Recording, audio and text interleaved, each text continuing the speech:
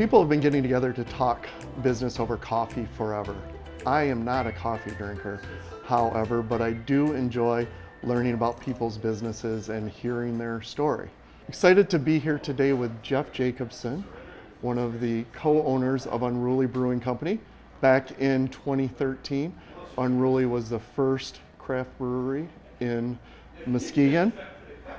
Jeff and I have known each other for a long time, and when I was researching for this podcast, I learned something about you that I did not know, either that or I forgot. Back in high school, do you recall that you won the senior class mock election for class car? I do, yes. Now, what kind of car did you have in high school? Oh, it was a beauty.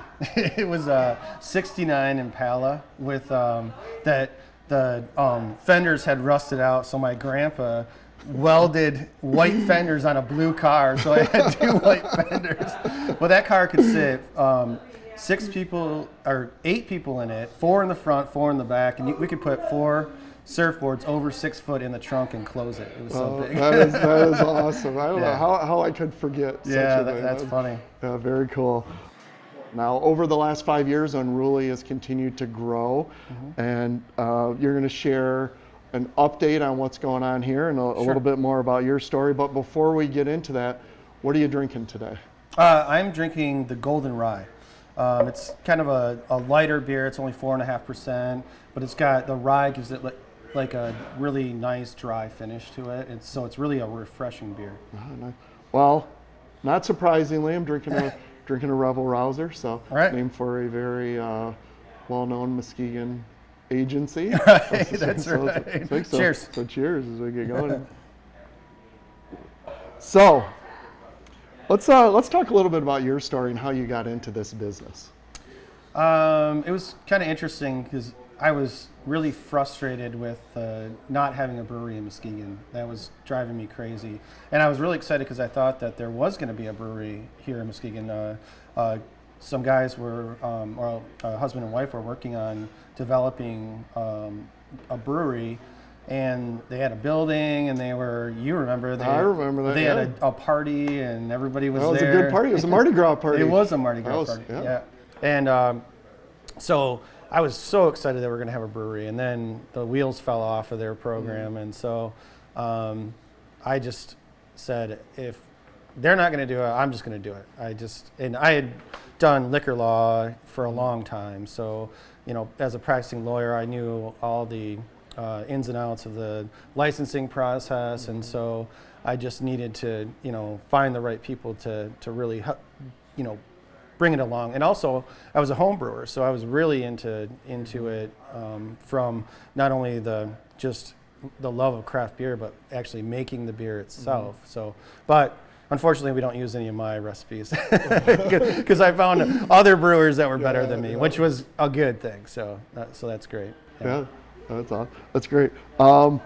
So what's new at Unruly? What do people need to know about what's happening at your brewery? I think there's a lot, especially coming into the summer. Yesterday we had our Orange Julius release, which is our summer seasonal. So that's a big deal. Everybody's been asking for that since February, and we always do that kind of the first week in April. So that released yesterday, which was a good turnout for that.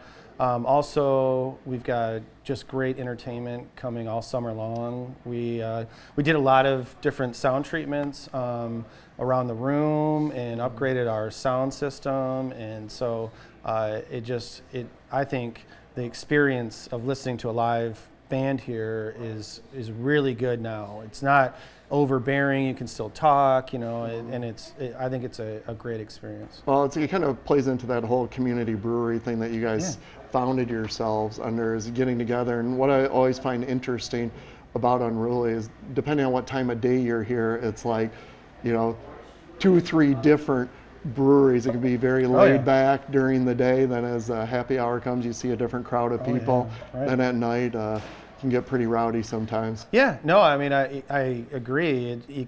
It feels like different spaces when you're here. It's like during the day there'll be laptops all the way across, the tap room, and everyone's just kind of hanging out, eating lunch, and working. And then you'll see around 3 to 4 o'clock, the happy hour crowd starts coming in and hanging out. And then on the weekends, it's not till 9 o'clock that we really get things fired up. Yeah. So we actually have a room on our company calendar. We call it Conference Room B, and that's whenever we're scheduling meetings at Unruly, that's a room that we reserve. Good. I'm glad we're on the conference list. Oh yeah, the official. So what's the biggest challenge facing your business today? There's a lot of, as you said, there was a lot more breweries in the market, and so it's really that. How do we differentiate ourselves from the rest of the market? And I think we have a few things. Our name helps, and I think that our beer is very solid. I mean, I'm sort of biased, but I do really truly like it. But I think as we're growing, that packaging part of it to stand out on the shelves. We've got. If you go to Myers now, it's not just a little craft beer section, it's the whole wall. Yeah. And so how do you stand out in that big crowd? And so that's what we're really focused on right now is how does our marketing and our packaging, how does it make us really stand out in the crowd? Yeah. Speaking of marketing, what's the most effective marketing for you? So far it's been social media. And we're focusing more on that to try to develop that even more. But we've tried billboards and we've tried other. We really haven't done any radio or TV advertising. A lot of it's just the cost of that part of it. But and also for us, we're a single location right now, and so I think having that social interaction and us, kind of letting people know what's going on here and what new beers are on tap and all of that stuff, because we want to bring them here. I think as we move into focusing on certain brands that we want to promote in the market, so that you can go into Meijer and buy this brand, I'm not sure if that'll change or we'll focus a little bit differently as we go forward. Okay. Yeah. Well, you guys definitely do a good job on social, giving the people a feel for what it's like to come into the brewery and keeping them up to date on what's going on. Thanks. If there was one word that best described your brand, the Unruly Brewing Company brand, what would that word be?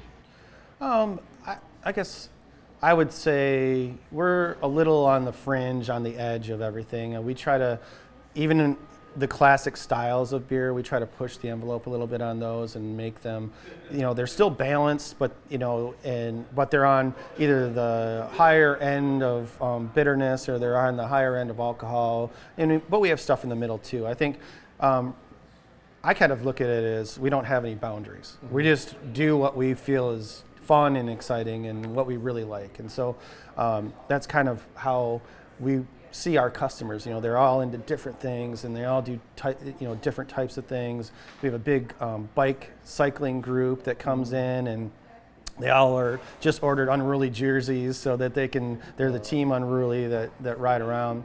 And so I think we're, with their music, we have all different types of genres. I mean, you might come into Unruly and see a country band, so we're not really pinning ourselves to any particular, we only listen to hard rock or only do this. We're just kind of, the boundaries are open for us. Yeah, it's really, Unruly I've always felt like is a good representation of Muskegon in the community where you do business, as it's representative of all the different types of people. And you can come in here, you can see people that that look just like you. You see people that are totally different, but everybody's having a good time. Right. They're either enjoying a beer or listening to music, having some food. I mean, it's really a place where people come together. Yeah, and even when we have concerts and different things, it's amazing the span of ages and genders, and everybody's just hanging out. There'll be some 65-year-olds sitting at the bar talking to a 21-year-old, and then so it is which I really like is that community. People are willing to talk to anybody. It's not like I'm just huddled up at this table talking to myself. They want to sit at the bar. They want to talk to everybody. So yeah, that's good. That's awesome. All right. So, what do you wish you knew when you started this business? That's a tough one. Well, I guess. I knew a lot about the licensing side, but I think, when it comes to like branding and really focusing on like our beer brands and things, I think it would have been nice to know back then, what we really wanted to focus on for like our style of branding. And, we've developed that as we go through the years, but it would have been, and I guess I'm sure every business goes through that branding struggle. You come out of the gate and you think, oh yeah, we got this name. Well, how are we gonna match that up with everything else? And I think we could have focused a little bit better on that. So. Yeah. Well, it's always it's an ongoing thing, and when we work with customers, it's really about what I think you guys do really well is you listen to your customers, you get feedback, and then you adapt to remain authentic. And that's one thing that really embodies the Unruly brand is you're authentically unruly. Sure. And you're not trying to be like anyone else, and I think that comes through in what you do here. Yeah, thanks. Yeah. So give us a prediction for the future of craft breweries. Oh, that's a tough one. I think it's going to continue to grow. You said 13%, I think, is what the craft beer is at now. I think it'll probably follow the trend of, I think out west in California it's near 50%, and so I think it's going to continue to follow that trend. You can see in all the ads that Budweiser does and Miller, they're fighting the trend, even though they're buying up craft breweries. They're still fighting the trend that people shouldn't sip their beer, which is crazy.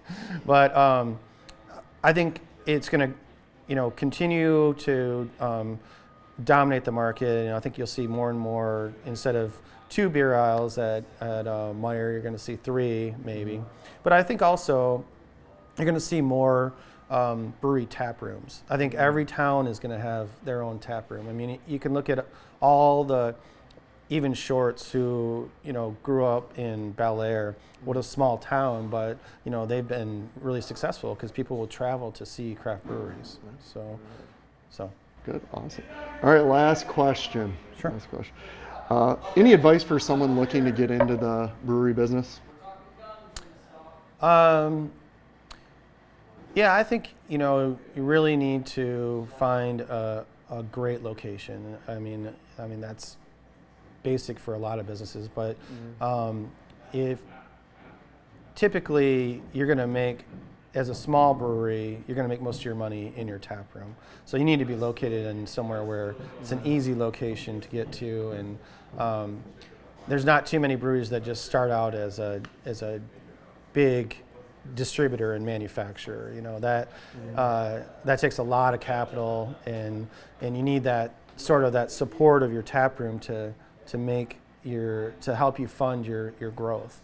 And so I'd say an ideal location, and look for a city that is really looking to develop their downtown. I mean, that's what we loved about downtown Muskegon, because when we came down here there was really not much going on, and we putting the brewery here just helped with all the other businesses that wanted to come in, because they felt like, okay, at least people are going to come downtown and hang out. We might as well, the people are there, so we can put some other things around that. So yeah, all right. Yeah.